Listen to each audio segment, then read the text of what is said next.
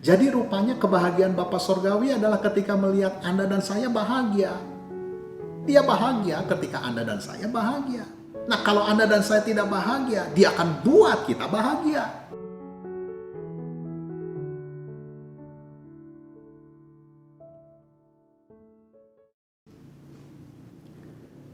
Shalom. Jumpa lagi dengan saya, Bapak Ibu, saudara sekalian. Mari kita sama-sama menyiapkan hati untuk mendengarkan sebagian daripada firman Tuhan. Saya merenungkan bahwa ketika seseorang bertumbuh dalam rumah tangga, seorang anak gitu ya, bertumbuh dalam rumah tangga, dia sangat dicintai dengan baik oleh orang tuanya, maka anak tersebut akan bertumbuh dengan baik, akan sehat secara jiwa, mental dia akan sehat, dan dia akan menjadi orang yang baik, bagus, ya. Nah, saya mau setiap kita mengerti bahwa ketika kita percaya kepada Tuhan Yesus, maka kita menjadi anak Allah, dan kita perlu menyadari bahwa Allah itu begitu mengasihi kita. Allah begitu sayang kepada kita. Ya. Galatia 3 ayat 26 berbunyi begini. Sebab kamu semua adalah anak-anak Allah karena iman di dalam Yesus Kristus. Coba renungkan sejenak. Ketika kita sebagai anak, mungkin kita tidak tahu mesti berbuat apa, apalagi kalau usia masih kecil sekali, belum bisa cari uang, belum bisa mandiri, tetapi orang tuanya, dia memikirkan sampai jauh, sampai masa depannya, itu dipikirkan.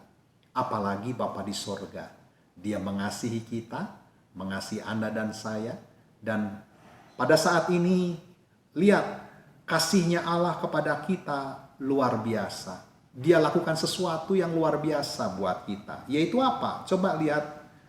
Yang pertama tuh begini di Matius 7 ayat 11.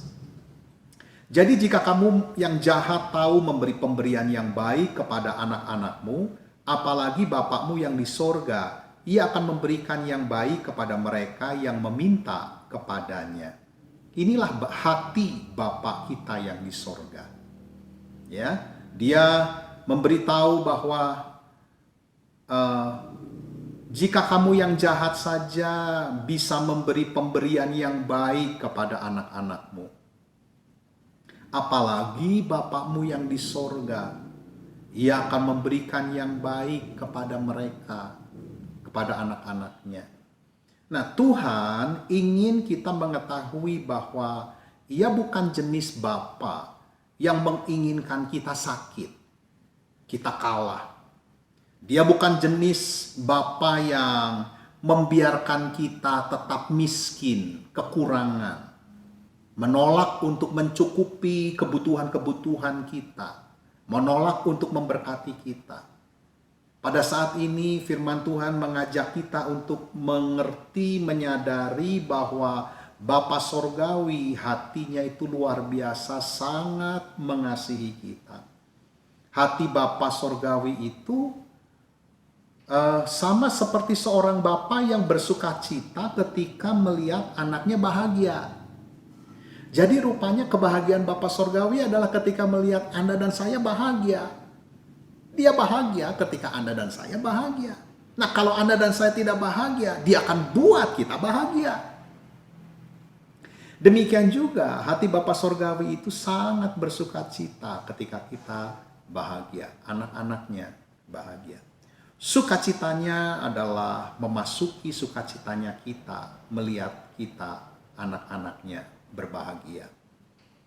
Maka dari itu, inilah alasan di mana Dia begitu mengasihi kita. Bapak, Ibu, Saudara, Anda disayang Tuhan. Anda dicintai oleh Tuhan. Ya. Dalam Matius 6 ayat 34 dikatakan begini. Sebab itu janganlah kamu khawatir akan hari esok, karena hari besok mempunyai kesusahannya sendiri. Kesusahan sehari cukuplah untuk sehari. Karena Bapa Sorgawi sangat mengasihi kita. Melalui ayat ini dia memberitahu ada anugerahnya yang baru setiap hari buat kita. Allah tidak ingin kita khawatir tentang hari esok. Allah kita ingin memberikan seluruh pertolongan yang dia mampu berikan untuk semua yang kita butuhkan hari ini. Untuk masalah hari besok, dia pun sudah menyediakan segala pertolongannya untuk kita. Sama seperti bangsa Israel pada waktu keluar dari Mesir menuju tanah perjanjian, Allah pelihara dengan memberi roti mana setiap pagi. Setiap pagi diberikan roti mana yang segar. Mereka tidak usah khawatir untuk hari besok. Mengapa? Karena Allah yang menjadi sumber persediaan mereka setiap hari. Bisa dibayangkan ratusan ribu orang setiap hari makan 3 kali. Dan Allah sediakan itu. Berhari-hari, berbulan-bulan. Tetapi kita bisa lihat di sana ada kuasa Allah yang luar biasa dalam pemeliharaan dan penyediaannya bagi bangsa Israel. Hari ini roti mana Allah adalah dalam bentuk anugerah Allah yang diberikan kepada kita setiap hari. Berbicara mengenai anugerah, itu berbicara mengenai kita tidak lakukan sesuatu, kita tidak melakukan jasa sesuatu, ya. Kita tidak berbuat sesuatu untuk mendapatkan. Anugerah itu berbicara mengenai kita tidak lakukan apa-apa, tidak layak menerimanya bahkan, tetapi diberikan. Dan hari inilah roti mana Allah itu dalam bentuk anugerah Allah yang besar bagi kita setiap hari. Akan ada selalu cukup anugerah buat kita setiap hari. Dalam situasi apapun. Hari ini saya berjumpa dengan teman tadi pagi. Dia bekerja, tapi dia bersyukur kepada Tuhan. Dia cerita begini, Ko Agus, saya tuh bersyukur kepada Tuhan. Saya ngomong, Tuhan Yesus Engkau baik sama saya.